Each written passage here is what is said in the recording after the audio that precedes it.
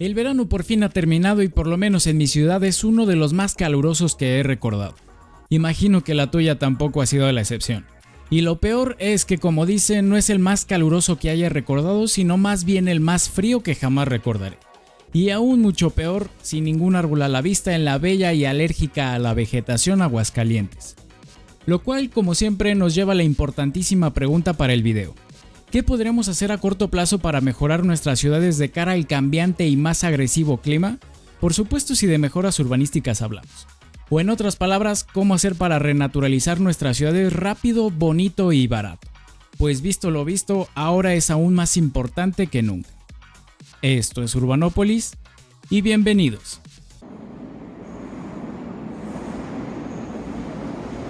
Los beneficios de la vegetación urbana y específicamente los árboles no son para nada desconocidos, aunque nuestras bellas ciudades parece que se han olvidado de su existencia. Muchos estudios a lo largo de los últimos años han demostrado que su importancia en las ciudades va más allá de que los bulevares o avenidas se vean estéticos, que solo se necesitan o pueden estar en los parques o para que los políticos se tomen una foto plantándolos cada 4 o 6 años dependiendo del país, sino que incluso estos pueden traernos beneficios en la salud. Por ejemplo, un reciente estudio realizado en Barcelona ha encontrado que si seguimos la llamada regla del 3-30-300, propuesta por el neerlandés Cecil, lo que sea que signifique su apellido, incluso los beneficios serían para la salud mental, un tema que sufrimos desde la pasada pandemia. Aunque por supuesto lo urbanísticamente interesante de esta regla propuesta por Cecil es que todas las personas puedan ver por lo menos 3 árboles desde su casa, que exista un 30% de cobertura arbórea en su barrio y que se tenga por lo menos un parque o espacio verde a menos de 300 metros. De ahí su nombre. Condiciones que, por cierto, solo cumplían el 4.7% de los residentes barceloneses y que casi el 23% no tenían ni siquiera uno de estos elementos. Si esto pasa en Barcelona, no quiero ni imaginar si este mismo estudio se realizara en mi ciudad. Por otro lado, y entrando ya más al objetivo del video, Jonas Schwab y otros investigadores compararon las diferencias entre las temperaturas de las áreas urbanas con árboles, los espacios verdes sin ellos y las áreas edificadas de 293 ciudades europeas, y encontraron que un buen arbolado urbano reduce la temperatura de las áreas urbanas entre 1 y 4 grados en promedio. Podría no parecernos mucho, pero como te dije al principio, podríamos estar viviendo los veranos más frescos de nuestras vidas. Y aunque claramente todo lo anterior suena muy bien, el problema no es que no conozcamos sus beneficios como te he dicho en un principio, sino cómo aprovecharlos de manera rápida, barata y acorde con nuestras ciudades. Pues si bien normalmente relacionamos la naturalización de ellas con más parques, lo cierto es que de hecho es la manera más lenta y cara de traerlos de vuelta a ellas. Así, la manera más fácil y rápida es reforestando las calles. Y es que las calles son de hecho el espacio público más grande que tiene cualquier ciudad. De hecho, representan normalmente más del 80% de esta. E incorporando infraestructura en pequeña escala puede ser la manera más eficaz. En las áreas urbanas ya consolidadas o densamente pobladas, el encontrar dentro de ellas suelo urbano disponible y, peor aún, de manera asequible normalmente es muy limitado. Así que las inversiones en infraestructura verde a pequeña escala tienen menores costos de espacio y dinero que las de mayor escala, como lo son parques públicos o bosques urbanos. De hecho, en otro estudio realizado en la capital chilena de Santiago se encontró que con un incremento de solamente el 16% en la cobertura arbórea de las calles, mostraba un impacto positivo en los usuarios, y que por medio de estas pequeñas inversiones se creaban mayores oportunidades para encuentros accidentales e indirectos de los habitantes con la naturaleza, a diferencia de los parques urbanos. Y ojo, antes de seguir, un gran paréntesis a todo lo que hemos dicho. Esto no quiere decir que no necesitemos de estas grandes infraestructuras como parques, bosques urbanos o grandes áreas verdes en nuestras ciudades. Estos han sido, son y serán necesarios siempre en cualquier ciudad. Dicho lo anterior, seguimos con el video. Pero exactamente a qué nos referimos con plantar árboles directamente en las calles. ¿Que eso no se viene haciendo desde tiempos inmemoriales? Bueno, de hecho no es que esto sea para nada nuevo, tienes razón. Pero no nos referimos de la misma manera que se ha hecho. Pues como te hemos dicho, la infraestructura existente muchas de las veces es incapaz de soportar una renaturalización de nuestras ciudades, especialmente hablando de nuestras calles, pero a la vez, como también hemos visto, es el espacio público más grande y abundante de una ciudad. Tomemos por ejemplo una calle típica de Ciudad Mexicana. Normalmente estas están sobredimensionadas para el tráfico, a la vez con aceras que son ridículamente pequeñas. y justamente sin ningún árbol a la vista muchas de las veces, y las otras con especies que básicamente no ayudan para nada. O peor aún, esa horrible costumbre de plantarlos en macetones. ¿Verdad, Aguascalientes? Como ves, así es difícil siquiera plantar un árbol de manera medianamente decente. Sin embargo, no si aprovecháramos justamente esa sobredimensión del espacio para el tráfico. Por ejemplo, en los últimos años varias ciudades norteamericanas han puesto en práctica la llamada infraestructura verde, que no es más que pequeñas acciones para que las ciudades recuperen las ventajas de la vegetación dentro de estas. Dentro de esta, muchas ciudades han adoptado específicamente dos soluciones. Una de ellas ha sido la eliminación selectiva de cajones de estacionamiento para dar paso a los árboles, y la otra la de colectores de lluvias que sirven también para renaturalizar las calles. Ciudades europeas de igual manera llevan años realizando esta práctica en sus nuevos desarrollos, o como París, en la búsqueda de sus objetivos sustentables para el 2030, que ha rediseñado y sustituido muchos espacios de estacionamiento dando paso a más árboles y colectores de lluvias dentro de la densa ciudad de la luz. Y es que habiendo visto este pasado verano, en las áreas urbanas es tremendamente indispensable reforestar para así evitar las islas de calor típicas de estas.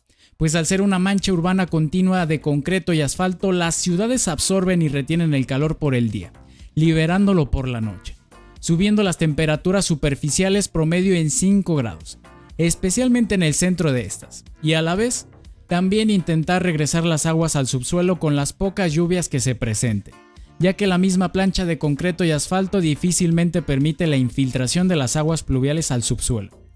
Así que regresemos a nuestra típica calle de ciudad mexicana. De esta manera, eliminando unos cuantos cajones de estacionamiento y sustituyéndolos por árboles y colectores de lluvia, podríamos transformarla y pasar de esto a esto otro. Esto vale también para muchas de las calles céntricas de las ciudades que por su obvia antigüedad y geometría no permiten la naturalización de su entorno, y como hemos visto es donde más importantes se hacen si queremos mitigar las islas de calor de nuestras ciudades. Y de paso nos deshacemos de esos horribles macetones que no sirven para nada. De hecho, de acuerdo con el Departamento de Agricultura de los Estados Unidos, el efecto de enfriamiento de un simple árbol es equivalente a 10 aires acondicionados, operando 24 horas al día.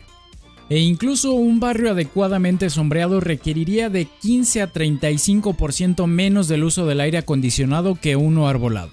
Y como ves, esto es mucho más rápido, eficaz y a mucho menor costo que esperar a que un solo bosque urbano nos haga el favor.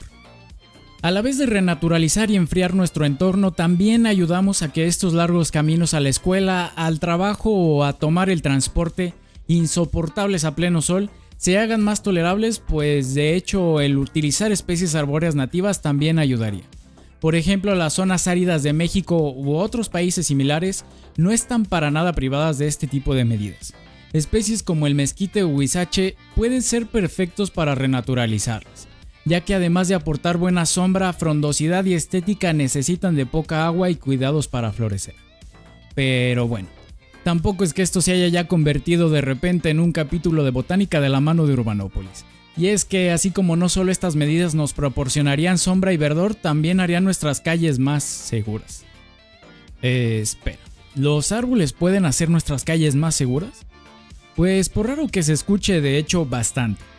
Como diría uno de los autores favoritos del canal, Jeff Speck, los árboles, además de darnos esos ansiados beneficios, también frenan a los automóviles y crean una sensación de estrechez al ceñir el espacio de la calle a lo indispensable con sus cajetes o alcorques. Regresemos nuevamente a nuestro ejemplo de calle mexicana. Si bien ya la renaturalizamos, al incluir arbolado y mejor de esta manera, también la hacemos más segura.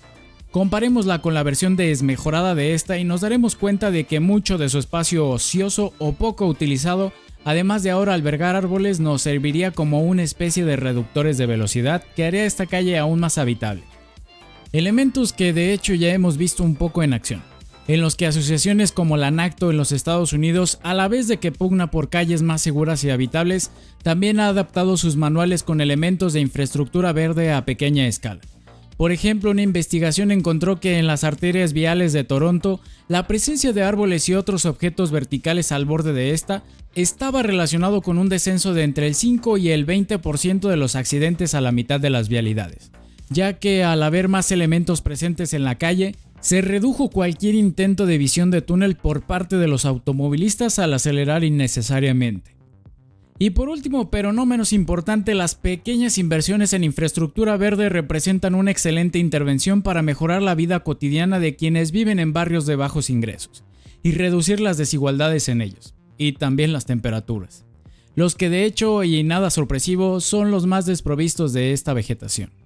Como por ejemplo lo encontró un estudio realizado en la ciudad de Los Ángeles, donde uno de los barrios de bajos ingresos como Huntington Park, los árboles daban sombra a menos del 10% de su superficie, mientras que en barrios más acomodados como Los Feliz alcanzaba más del 40%.